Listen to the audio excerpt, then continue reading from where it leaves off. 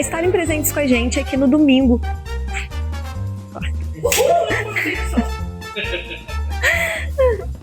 E também ao longo da semana nos reunimos. A dicção. Entre em contato com o contato que vai... Minha dicção tá horrível. Com o número que vai aparecer. Se você ainda não faz parte e... Não era isso que eu ia falar. Tá. Tem mais uma coisa, se inscreva. Se inscreva.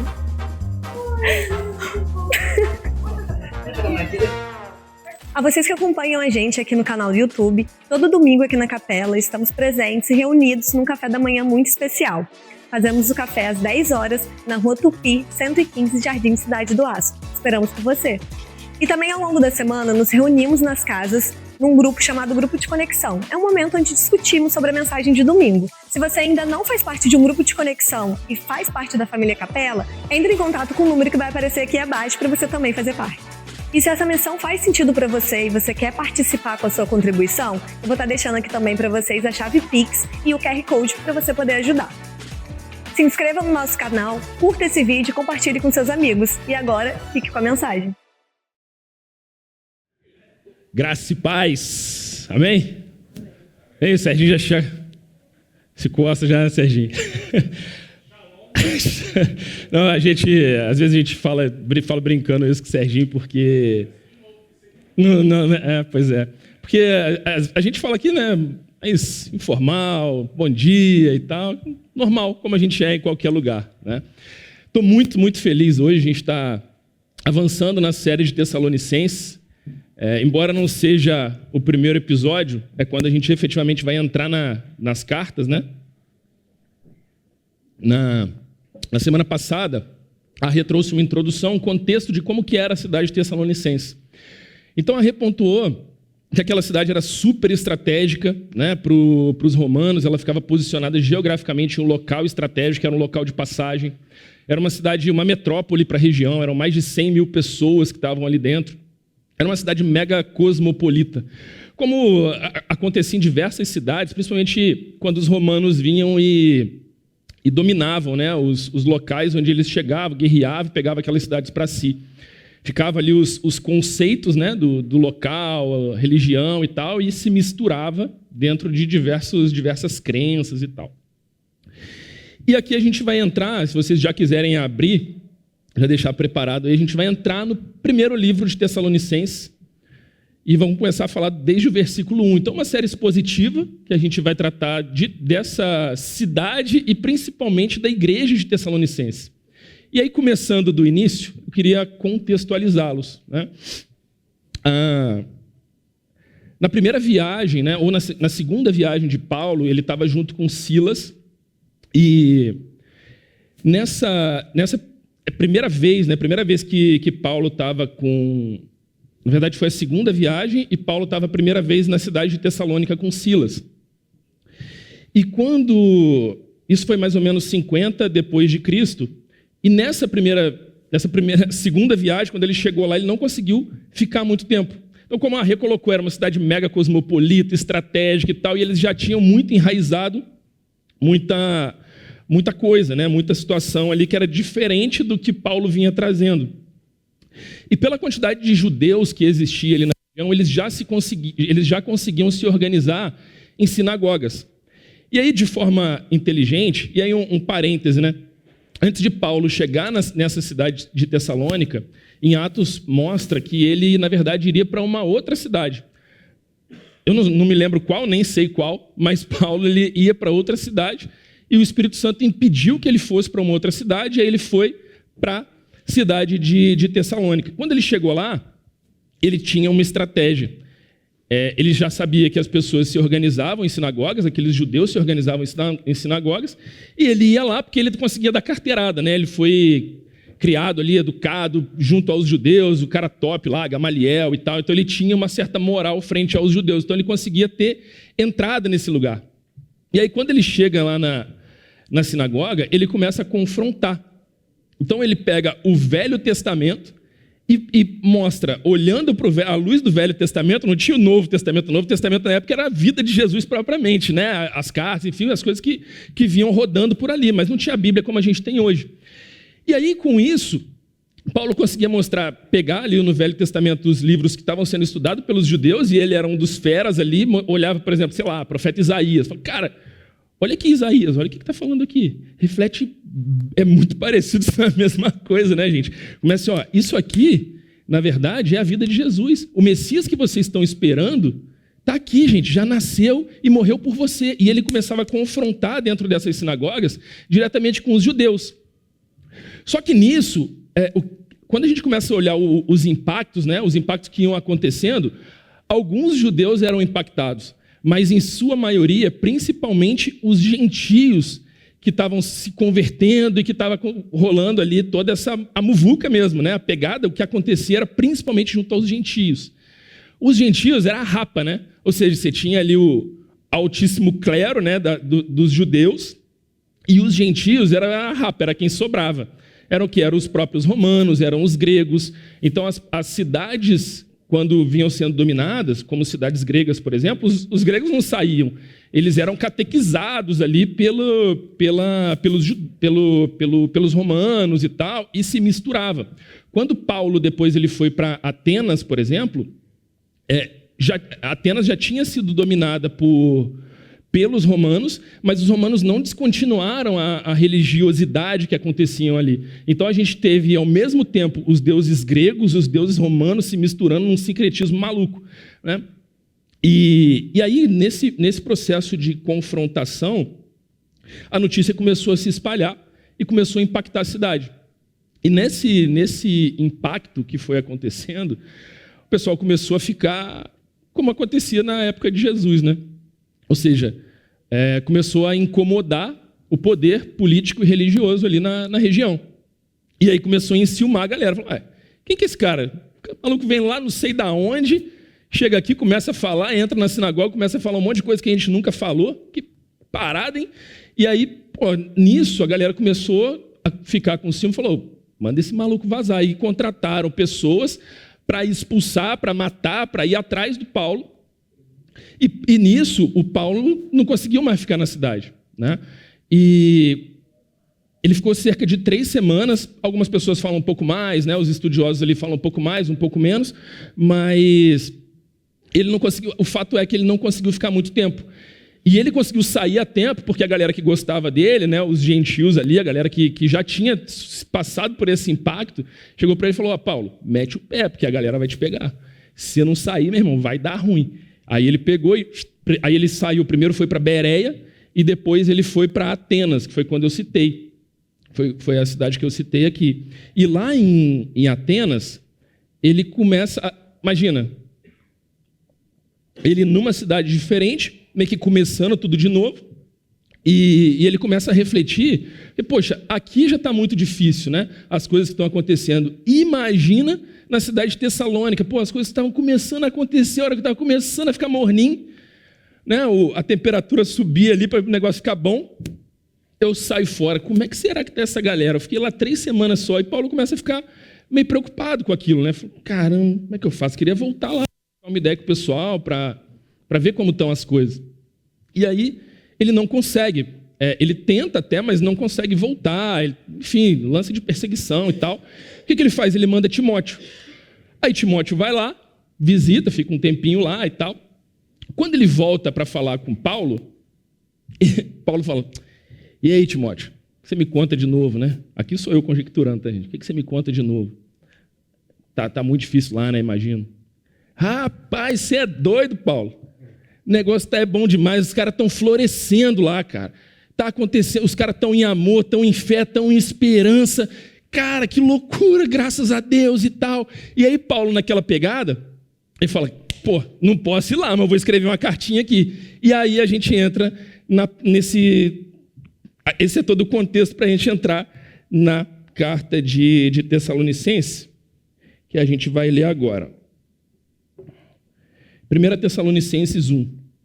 Paulo começa com a saudação, né, fazendo cabeçalho ali, nome, quem sou e tal. Quando a gente olha até em outras cartas, Paulo está chegando batendo, né? Essa daqui é uma carta até com um padrão diferente, porque ele quase que está fazendo carinho na galera de Tessalonicenses. Ó.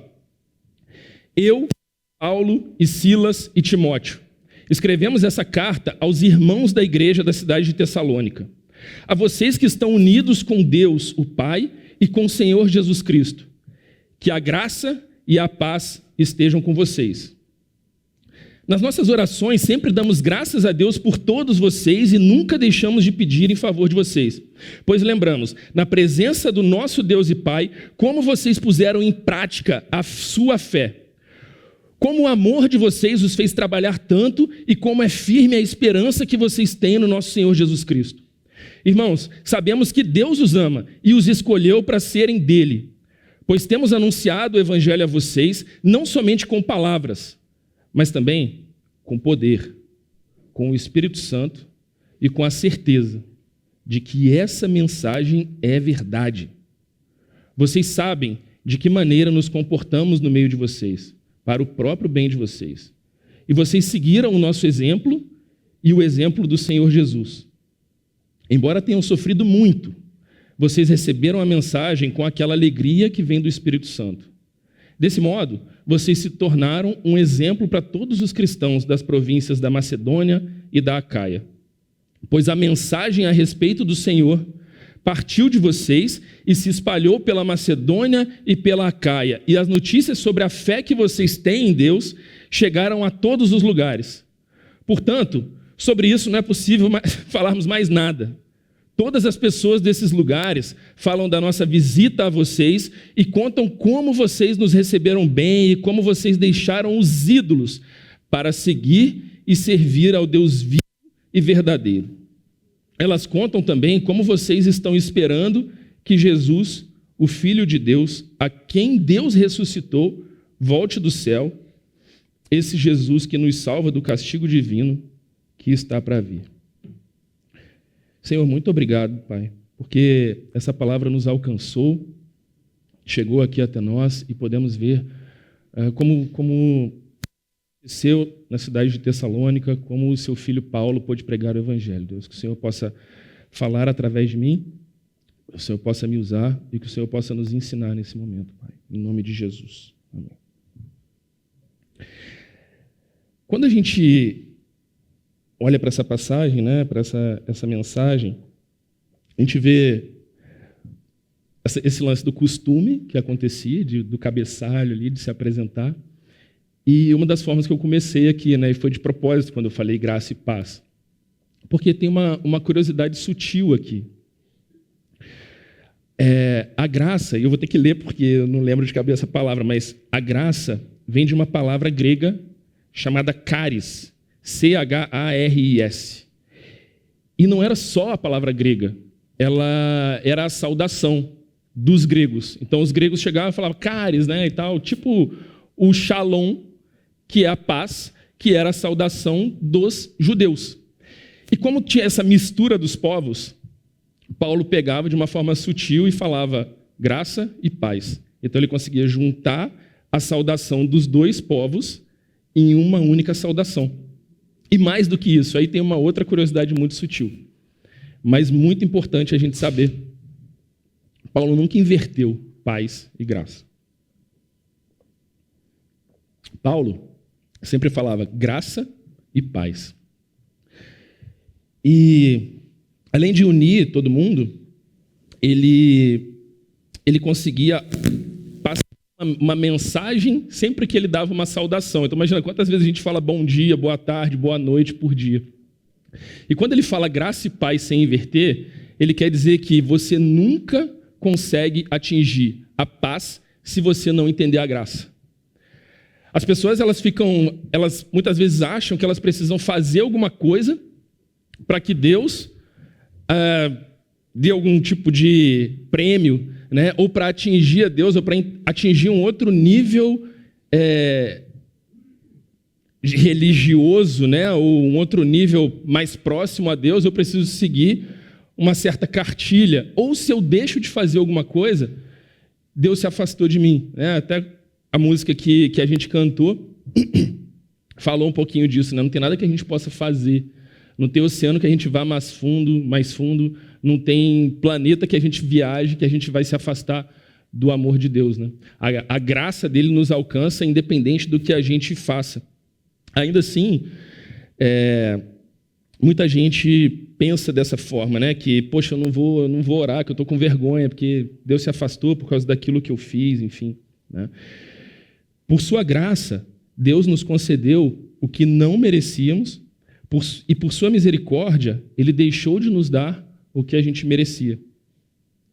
E ainda assim, é muito comum, né, as pessoas acharem que o relacionamento com Deus é baseado em pode fazer, não pode fazer.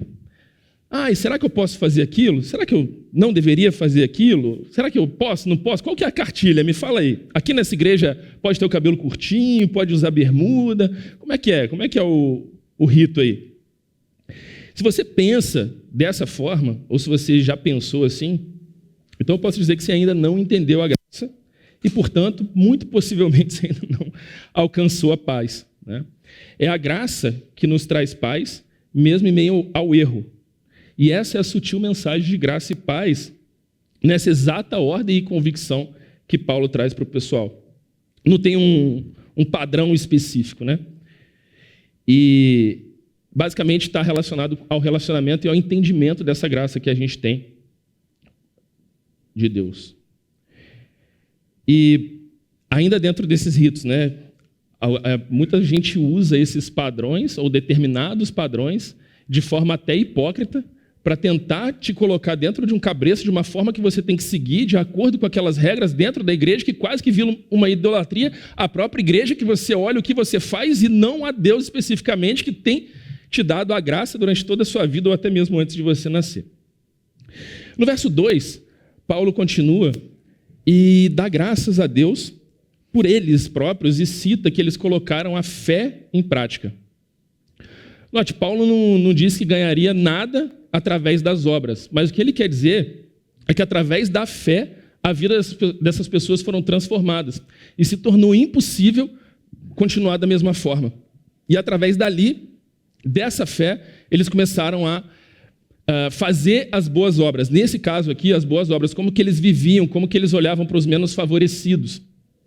E essa transformação veio através da fé. E aí o que ele quer dizer é, a fé de vocês é visível. Ela saiu do coração e passou a aparecer na maneira como vocês vivem. Não como um rito, não como uma lei, mas como vocês passaram a olhar para o sacrifício de Jesus.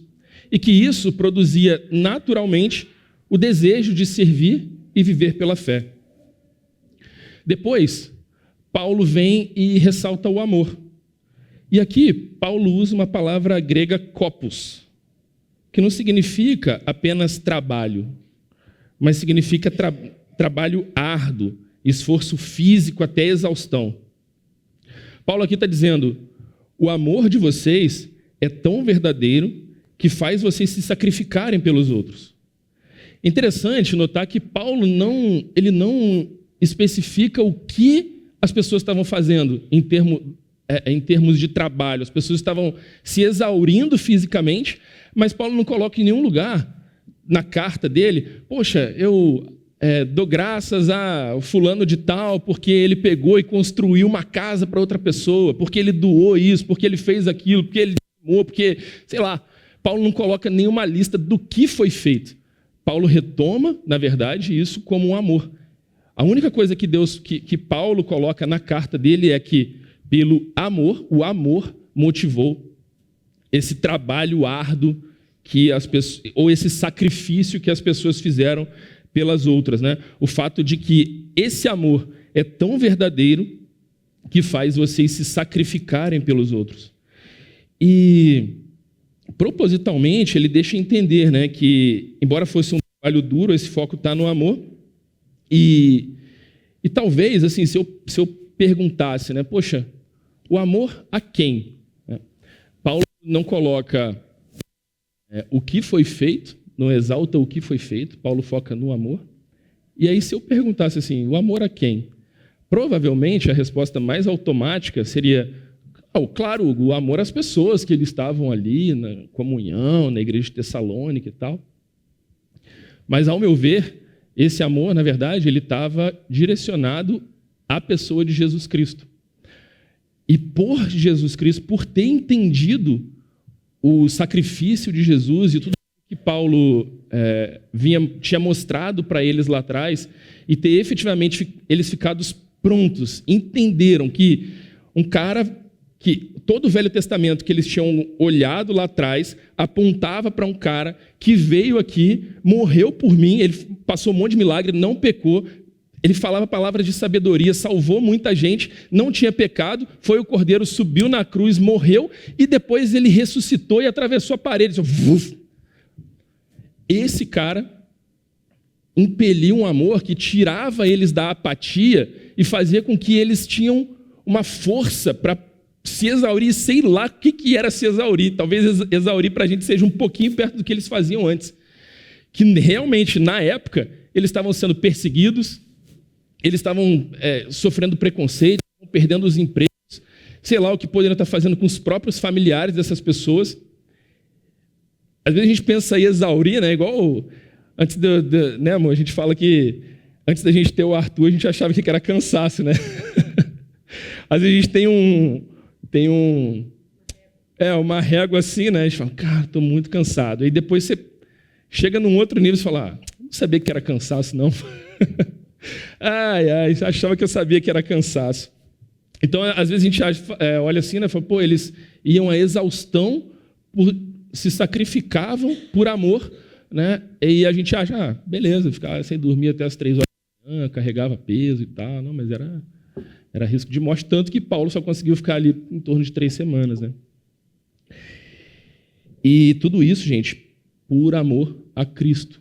Porque talvez se a gente estivesse pensando em sacrifício, em fazer nas obras e tal, tudo que a gente faz, e pensando assim, eu estou fazendo isso pelo irmão tal, pelo pastor, para que a igreja cresça, por mim mesmo, né? Então, se a gente começa a olhar para essas coisas, em algum momento a gente pode acabar se decepcionando, né? Seja com alguém, e essas coisas esfriando, né? Até anotei aqui, uma frase que eu refleti a respeito. Quem serve esperando o retorno das pessoas corre o risco de desanimar. Quem serve por amor a Deus encontra força para permanecer. Eu até gostaria de dar uma viajada aqui, que quando eu estava pensando sobre isso, eu pedi ajuda para o ChatGPT. E aí ele me jogou para 2 Coríntios 5,14, que fala assim, precisa ler, isso aí vai estar gravado só se quiser. Porque somos dominados pelo amor que Cristo tem por nós. Dominados pelo amor que Cristo tem por nós. Pois reconhecemos que um homem, Jesus Cristo, morreu por todos, o que quer dizer que todos tomam parte na sua morte. Ele morreu por todos para que os que vivem não vivam mais para si mesmos, mas vivam para aquele que morreu e foi ressuscitado para a salvação deles. Por isso, daqui em diante, não vamos mais usar regras humanas quando julgamos alguém.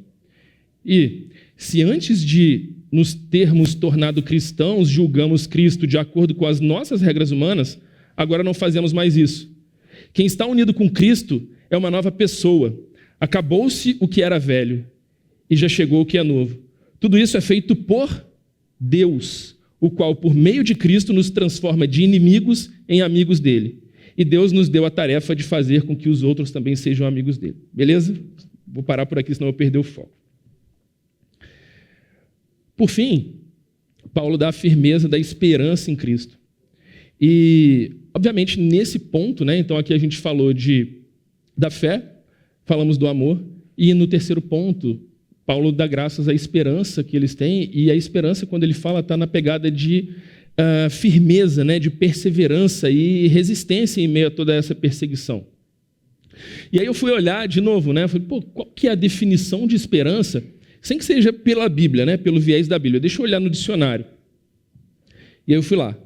E aí diz assim, esperança é um estado mental, otimista, fundamentado na expectativa de que acontecimentos e circunstâncias da vida ou do mundo ao nosso redor terão um resultado positivo.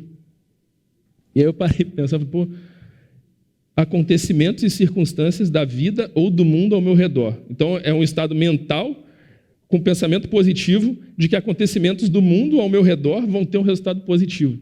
caraca, se eu for parar para...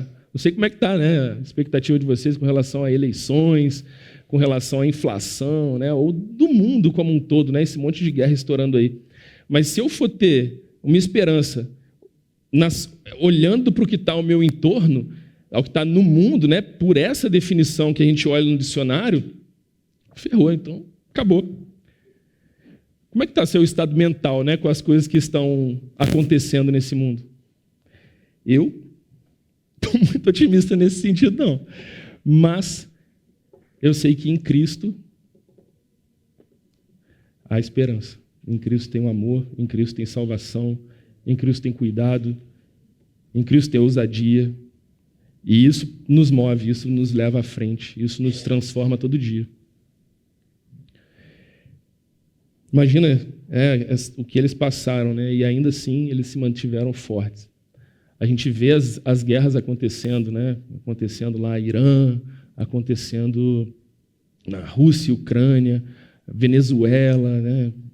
Agora os caras fecharam lá o lance da passagem lá do petróleo lá em Hormuz, mas ainda assim a gente está na América do Sul, no Brasil, onde não tem nada disso. É claro que a globalização ela nos impacta, mas essa galera, eles estavam no meio, é como se estivesse caindo, não bomba, porque não tinha essa parte bélica na época, mas era esse tipo o nível que eles estavam passando, né? Haviam sido dominados pelos romanos, e ainda assim não era o pior. O pior veio depois, quando eles... O pior em termos, olhando para o mundo, eles estavam sendo perseguidos. Mas ainda assim, os caras estavam felizes, florescendo e tal, tanto que Paulo tinha ficado preocupado. Cara, o que vai ser daquela galera? Eu fiquei só 3 semanas lá, né? E quando Timóteo voltou e traz isso, cara, apesar disso, os caras estão florescendo, os caras em fé estão fazendo boas obras, foram transformados por amor a Cristo, está acontecendo isso. Cara, então assim, apesar de tudo que estava ao redor, eles estavam florescendo, e aí Paulo fala disso, né? Traz nessa terceira palavra que ele usa, né? Então, fé, amor e agora esperança, essa perseverança que eles estavam tendo. E quando a gente olha assim, né? Fala, poxa, será que eu estou pronto? Será que essas coisas aconteceram? Será que eu tenho essa perseverança? No caso deles, Paulo tinha essa convicção, porque talvez a gente consiga identificar essa esperança quando as coisas que a gente confiava começam a desaparecer. Poxa, se eu perder meu emprego, eu tenho... Né? Então, talvez a gente comece a se segurar em algumas coisas, e quando esses pilares vão caindo, aí você percebe, a minha esperança eu só consigo colocar em Deus. E aí você percebe que a sua perseverança, aquela chama está em Cristo. E é uma coisa interessante da gente refletir, né? Porque a gente só vai efetivamente descobrir onde que está a nossa esperança quando tudo aquilo que a gente acreditava ou confiava começa a desaparecer. Quando a gente começa a olhar para essas coisas em volta e se a gente vai se desesperar ou não. Por isso que, às vezes, eu olho para algumas situações que acontecem e falo, cara, muito pequeno. Eu vou citar, desculpa, tá, cara? Eu vou citar assim, um grande exemplo, né? Depois eu queria até que você compartilhasse, que você compartilhou dessa semana com a galera, porque eu olho assim, eu falo, gente, a Karina, eu vou deixar ela compartilhar depois, mas essa semana a gente vem orando, né, pela vida da Karina, e essa semana assim, até nos pegou de surpresa também, né? Poxa, teve que voltar para o hospital, ficar internada, aí teve que fazer um procedimento de passar sonda no nariz para ser alimentado, não entendo bem, mas parece que para ser alimentado tem que passar uma sonda, entrar no estômago. Eu falo, gente, você sabe o que é querer beber um copo d'água e não poder? E aí eu falo, não sei se eu tenho essa perseverança. Com um sorriso no rosto, a Karina passando o negócio, depois que ela passou, veio falar igual um elefantinho, assim, tirar onda com a sonda passada no nariz. Cara, eu só consigo ver Jesus. Eu falo com ela, cara, para mim você é um exemplo incrível. Eu consigo ver Jesus, consigo ver luz, consigo ver um monte de coisa aqui quando eu olho para esse tipo de situação que eu não sei como eu passaria. E Paulo continua anunciando, e ele fala que essa mensagem ela chega a essa galera não só como palavra, não só como discurso bonito, mas chega como poder, chega com poder, né? E o poder do Espírito Santo. E ele usa uma palavra grega também chamada dinamis, que é um poder, quando a gente olha a tradução dessa palavra, que vai além de milagres, mas de uma transformação capaz, inclusive, de abandonarem os ídolos e permanecerem firmes e capacitados para servir.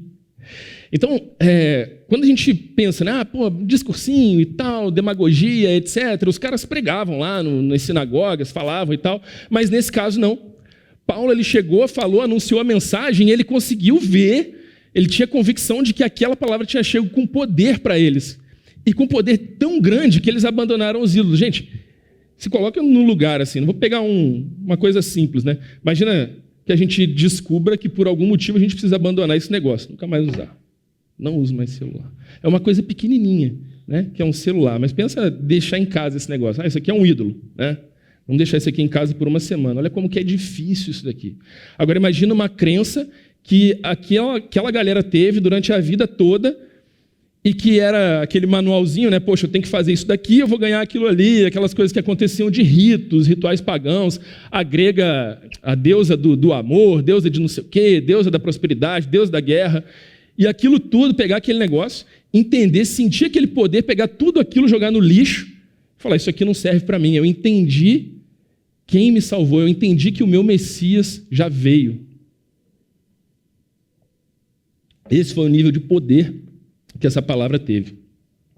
E por muito tempo, eu olhava esse lance de idolatria de uma forma tipo, idolatria, né? Até eu, desde criança, né? Minha avó, ela tinha uma santinha assim, uma Aparecida, né? Ficava bem no cantinho da cozinha dela assim.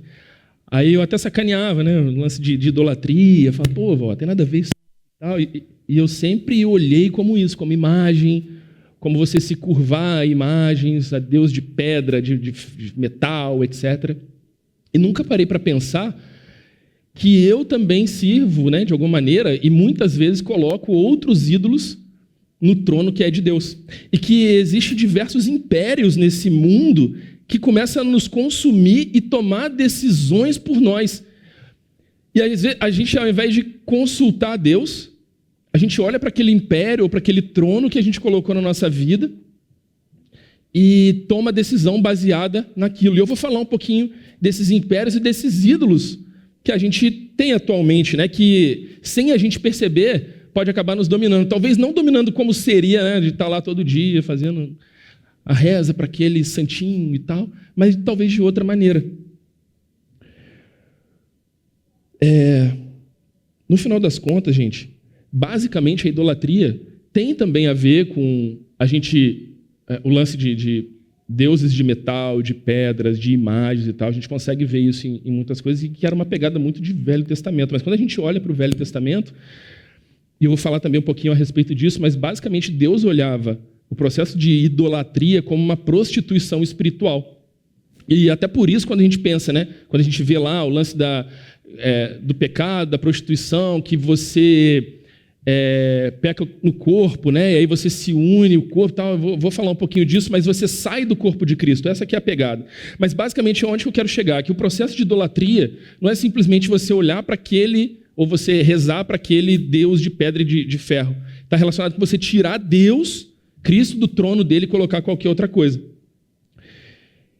E aí eu estaciono aqui um pouquinho para a gente falar sobre esse aspecto, né, do que tem nos dominado. Então tem vários impérios no mundo, né, que estão ali prontinhos para a gente tirar Deus do trono dele e colocar esse império no lugar. O primeiro seria talvez o império do dinheiro, que potencialmente governa a nossa vida. Talvez você tenha o que você tem porque é mais barato, porque é o que você pôde comprar. E aí, baseado nesse império do dinheiro, eu tomei uma decisão, ainda que tenha sido a decisão mais lógica, mas é aquilo que eu tenho, porque é o que eu pude comprar, e aí eu começo a lutar para que eu tenha talvez mais dinheiro para ter mais coisa. Você escolhe a sua carreira pensando que dá mais dinheiro. Há pouco tempo atrás, uma pessoa chegou para mim e falou assim, poxa, eu estou pensando em fazer RH. Dá dinheiro? Eu falei, cara, olha, eu acho que sim. Mas qual que é a sua vocação? Às vezes a pessoa tem uma vocação desde que nasceu para arte, para pintura, mas medicina dá mais dinheiro. O cara vai lá e gasta um caminhão de dinheiro para fazer medicina, né? Então, esse império do dinheiro já começa a corroer, a tomar as decisões que engolem esse processo da vocação, por exemplo. O prazer de trabalhar pode ter sido engolido pelo fato de que vai ganhar mais dinheiro. Eu não gosto de trabalhar naquele lugar. Pô, lugar chatão, cara, mas é o lugar que me dá mais dinheiro. Eu, por algum tempo, quando eu trabalhava em um outro local, eu me sentia com uma bola de ferro desse tamanho, assim, né? Eu falo com o pessoal, porque eu tinha um salário legal, eu não tinha coragem de pedir demissão, porque tinha esse salário legal, e eu ia todo dia, tinha que bater o ponto lá certinho, 7 horas, se atrasasse mais de 15 minutos era descontado, não sei o quê. Todo dia eu ia, quase que me arrastando para ir no trabalho. E eu entendo, gente, não é errado isso.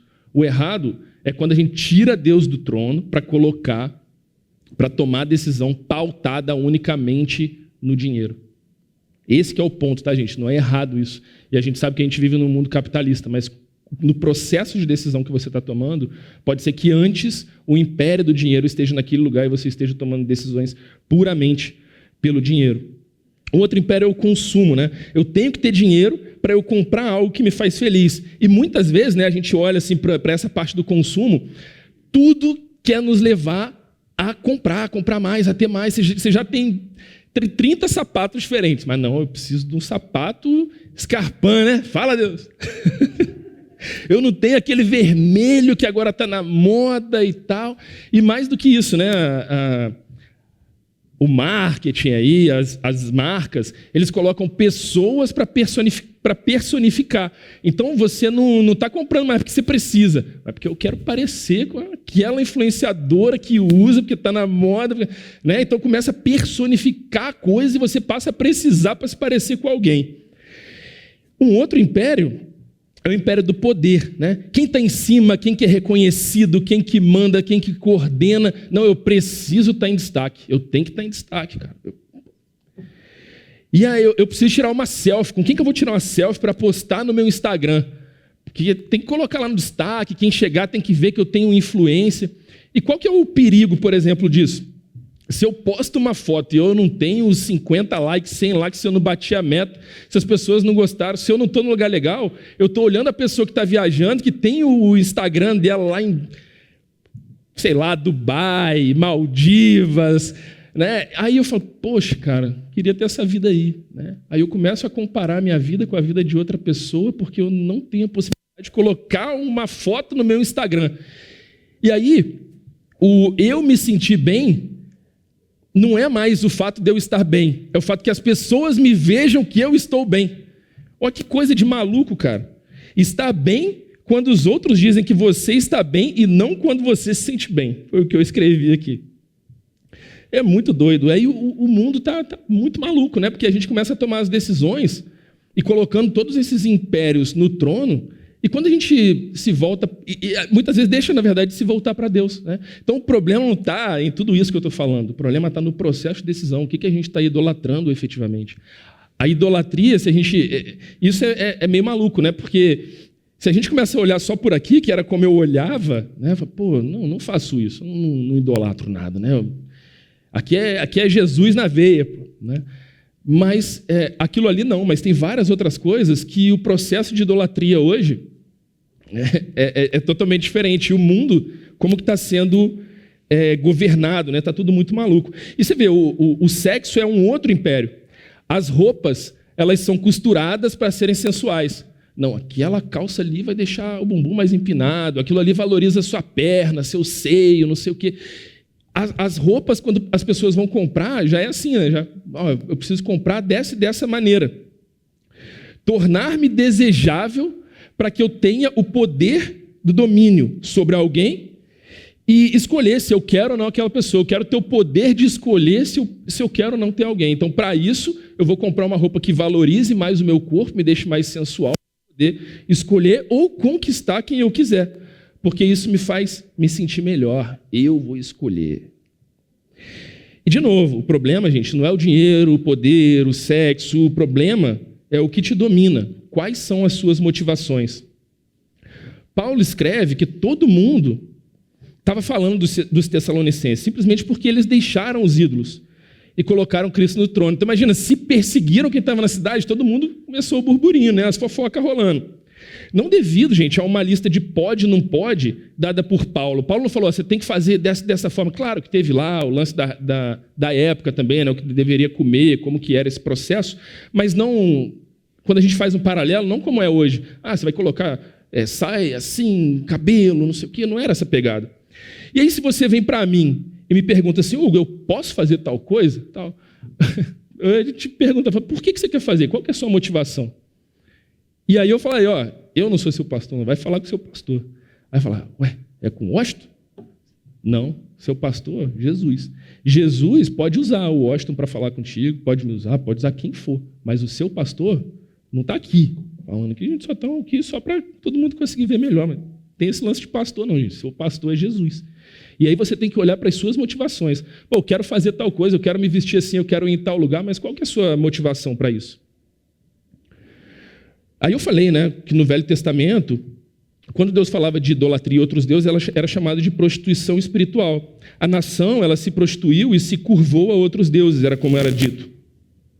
E aí eu pergunto, como que você faz parte do corpo de Cristo se você faz uma só carne com a prostituição? Esses impérios do mundo, eles estão controlando o nosso processo de decisão. E é muito importante que a gente saiba quem a gente é, quais são as nossas crenças, o que a gente acredita, em que a gente se transformou, como que a gente foi criado, qual que foi o processo que a gente chegou até aqui e o que a gente faz com o tempo que nos resta. Nós precisamos ser conhecidos não pelo povo que pode ou não pode. Você chega num lugar, a pessoa te oferece um copo de cerveja, sei lá, você vai falar, não posso. Não pode? Não, minha igreja não permite. Mas não tem ninguém aqui. E eu estou falando que pode? Eu não estou falando que pode não, tá, gente? E nem que não pode. O que eu estou dizendo é que você tem que saber o porquê você não quer. Não é que você não pode, é que você não quer. A sua motivação não está ali, você já foi transformado e aquilo ali pode ser algum tipo de pedra de tropeço para alguém. Esse é o ponto. A gente só faz o que a gente acredita e o que a gente é. Você não come cachorro, por exemplo. Por que você não come cachorro? Porque aqui você vê o cachorro não como comida, você vê de uma outra forma, você vê como um membro da família, como um filho, sei lá. Mas se você for talvez para algum outro país, aquela galera vai estar comendo cachorro. Por quê? Porque eles acreditam que é uma comida. Então você só faz alguma coisa porque você foi antes construído dessa forma e passou a acreditar que isso ou aquilo é correto. E é aí que vem esse dinamis que foi falado.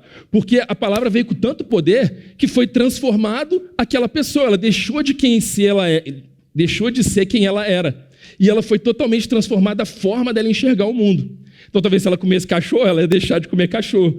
Você só cria o seu filho como você cria o seu filho, porque você acredita que é a melhor forma que ele ser criado. Poxa, eu faço dessa forma, eu faço daquela e tal, porque você efetivamente acredita, e é o que vai moldar ali a sua ação.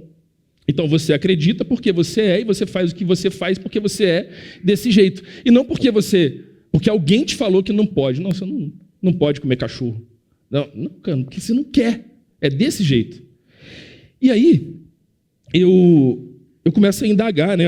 A galera começa a indagar o porquê eu acreditava, né? Quando chegou essa palavra, a galera começou a se perguntar, por que eu fazia desse jeito? Por que eu não faço desse jeito? O impacto do evangelho, né? O impacto da vida de Cristo, que agora essa galera faz parte, que agora está inserida dentro do corpo. E por isso eles deixaram de pensar ou de fazer de uma maneira ou de outra. É o Espírito que agora habita em mim, que habita em você.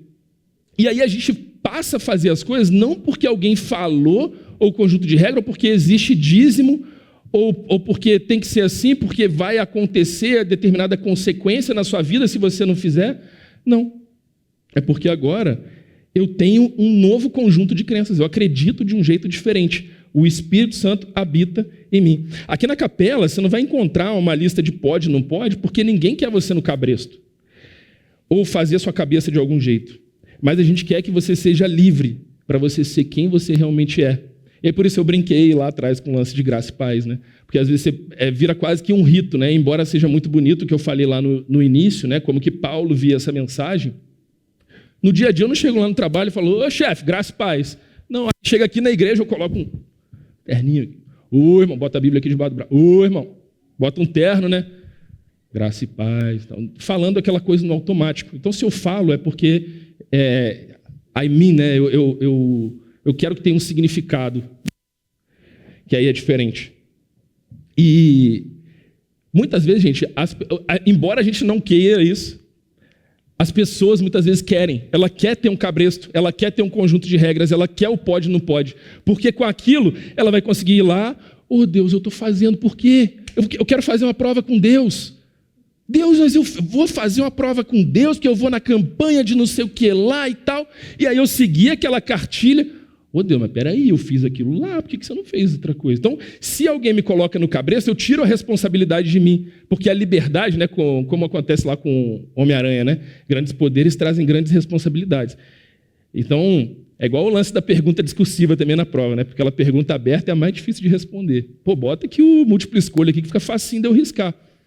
Então as pessoas elas querem estar no cabresto, querem ter um conjunto de regras para elas seguir e achar que vai controlar Deus de alguma maneira. Eu vou fazer isso daqui porque lá na frente Deus vai me dar o galardão, não sei o quê. Gente, é do jeito de Deus, é do jeito que Ele quer. Que coisa mais maluca, Deus mandar o filho dele para morrer por você, que não merece nada. Não tem lógica. Como que eu vou seguir um conjunto de regras para Deus, achando que eu vou controlar Deus de alguma maneira? Não existe lógica, não existe sequência, não existe esse tipo de coisa. E dessa maneira, né, iria saciar a minha ganância de alguma forma, e aí a gente traz. Então, assim, beleza, eu quero esse conjunto de regras porque eu vou fazer dessa forma, porque assim eu vou controlar Deus e vou saciar a minha ganância. E aí isso a gente chegando talvez o último império que eu anotei aqui, claro, deve ter vários outros, que seria o império do amor por mim mesmo. Então eu me coloco no trono e faço as coisas por ego, por mim mesmo. Eu mereço fazer, tem que ser assim, e aí eu começo a idolatrar a mim mesmo. Igrejas e religiões crescem assim, o Evangelho nos liberta. O Evangelho nos liberta de todos os impérios. O império do sexo, o império do dinheiro, o império do poder, o império do ego. O Evangelho, ele traz libertação, ele traz a verdade. E me diz que o verdadeiro poder está na lei de Deus, não pelo pode ou não pode, mas pela transformação, o prazer de viver em Deus. E eu sei, gente, é difícil, são muitos impérios, é uma guerra o tempo todo, né? E aí a Bíblia fala, a guerra não é contra a carne e tal, né? E é bem isso mesmo, tem muita coisa que acontece que eu não sei explicar, gostaria de entender, mas é uma guerra o tempo todo e é muito difícil. E como tirar esses impérios do consumo, do dinheiro, do sexo, pornografia, como tirar isso? De novo, eu não tenho um livro de regras, um passo a passo, um pode e não pode. É você e o seu pastor.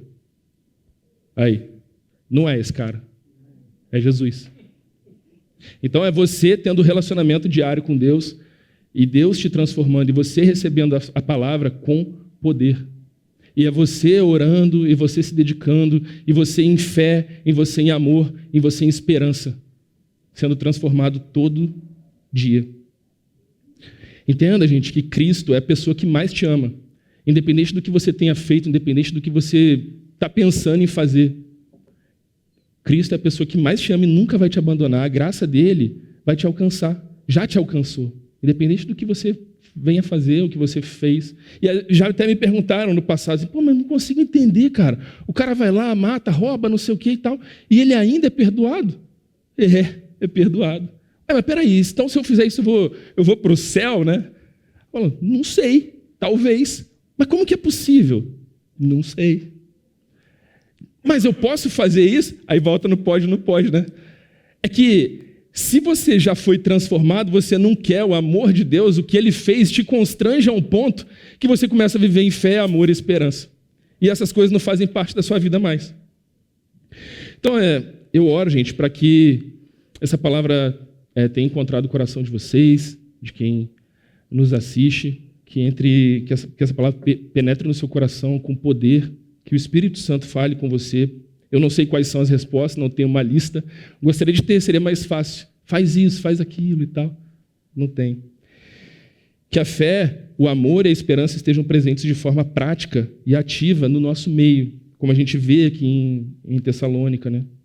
E que os impérios desse mundo não assumam o trono de quem é de direito em nós. E se querem saber mais sobre os Tessalonicenses, na semana que vem a gente vai continuar essa série. Na semana passada, como eu falei lá, foi a introdução de tudo isso, como que era a cidade. Hoje a gente pegou um pouquinho sobre idolatria, sobre esse processo da viagem de Paulo com Silas, e depois a carta de Paulo, como que foi enviado, um pouquinho sobre idolatria. E na semana que vem, segredo, venham aí para conferir. Eu queria, antes de mais nada, pedir também para a Karina poder compartilhar o que ela compartilhou com a gente no início e poder orar para a gente.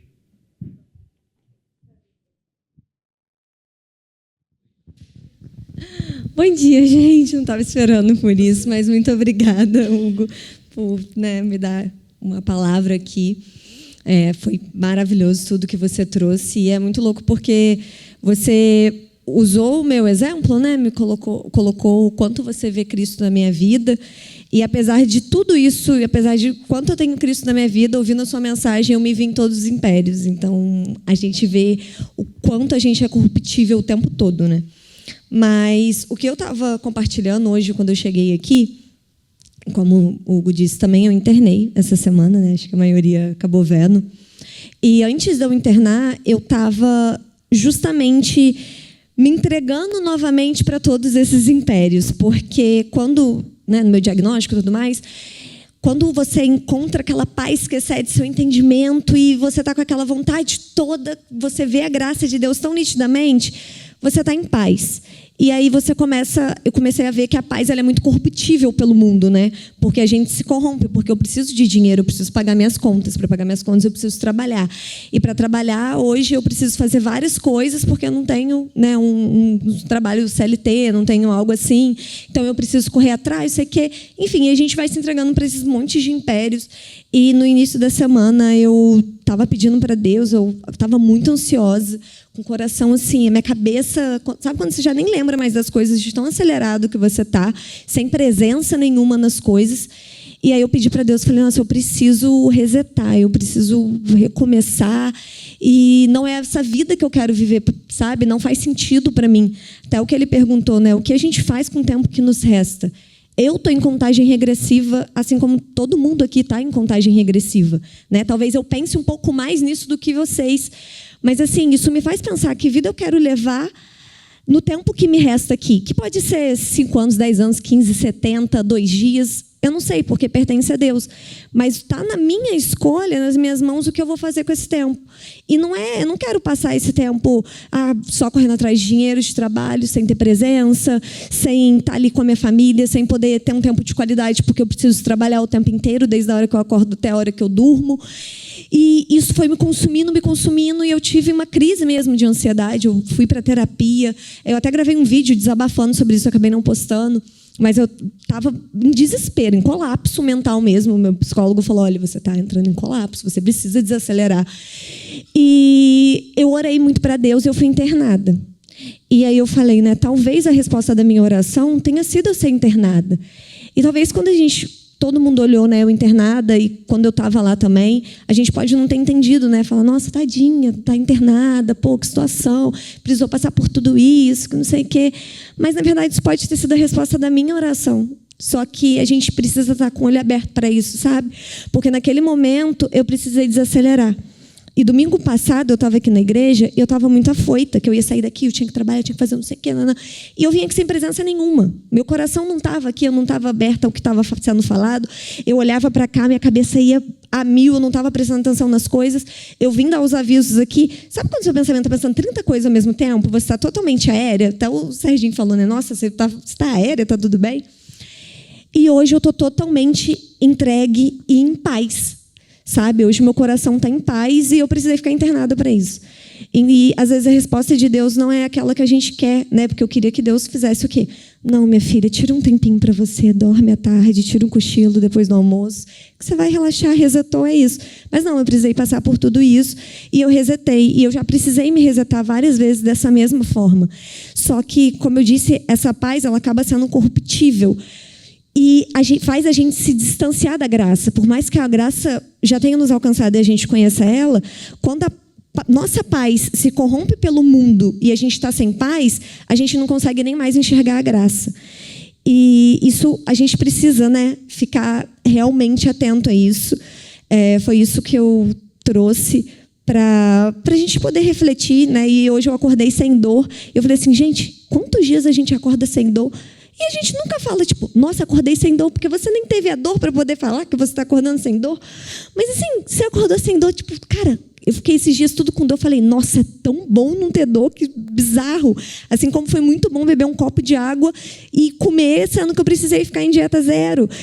Então, assim, a gente fica esperando grandes coisas e esquece das pequenas, que já são tão maravilhosas, né? E que o milagre de Deus, ele realmente está afincado nessas coisas pequenas.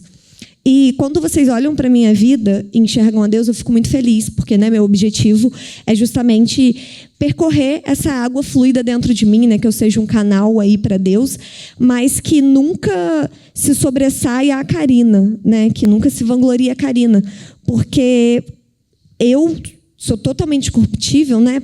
Igual eu me identifiquei em todos esses impérios o tempo inteiro, é o que eu luto, assim como todo mundo. Mas talvez quando, né, vocês olhem e vejam, né, nossa, mas ela superou, ela está com um sorriso no rosto. E que bom que vocês realmente consigam enxergar a Deus e não enxergar a mim, porque eu não sou nada, eu estava já me corrompendo com o mundo outra vez. Mas Deus veio para mostrar a graça dele. E que bom que, de certa forma, eu alcancei através dessa situação que eu passei. E que bom que eu tive que passar por essa situação, que não foi nada legal, não foi fácil. Mas para poder estar aqui trazendo esse testemunho, falando um pouco sobre isso, impactando a vida de tantas pessoas de alguma forma. Vamos orar? Meu Deus, obrigada. Obrigada por essa semana. Obrigada por ter aberto os olhos mais um dia, meu Deus. Obrigada pela vida de cada pessoa aqui. Obrigada pelos nossos membros, pelo funcionamento dos nossos órgãos, por ser tudo tão perfeito, meu Deus. Obrigada pelo sopro da vida mais um dia. Não sabemos o dia de amanhã, não sabemos se todos nós vamos continuar aqui amanhã, mas entregamos o nosso amanhã ao Senhor, para que possamos descansar no hoje. Que a gente, meu Deus, consiga ter qualidade. Que a gente consiga enxergar a Tua graça de tal forma que a Tua paz exceda o nosso entendimento e não se corrompa com a maldade do mundo, não se corrompa com dinheiro, com nenhum desses impérios. Que a gente consiga realmente estar alinhado na Tua vontade, que o nosso coração esteja alinhado contigo e que todos os dias, quando a gente acorde, que a gente não pense no boleto que a gente vai pagar ou no tudo que a gente precisa fazer, que a gente rompa esse ciclo e a primeira coisa que a gente pensa é obrigada, meu Deus, por mais um dia. Obrigada por esse dia nublado, obrigada por esse dia de frio que eu acordei embaixo de uma coberta, que eu vou poder levantar e tomar o meu banho quente. Obrigada por eu poder, né, levantar e tomar o meu cafezinho. E a gente consiga agradecer e te enxergar no simples, meu Deus. Que a gente enxergue que o Senhor continua sendo maravilhoso até quando tudo parece um caos. Que a gente enxergue, meu Deus, a Tua glória, a Tua graça. E que os nossos olhos, os nossos ouvidos e a nossa boca estejam alinhados com a Sua vontade. Sempre, meu Deus, que seja feita a Tua vontade sobre a nossa vida. Que tenhamos um domingo abençoado, uma semana abençoada. E só obrigada. Obrigada por tudo. Amém.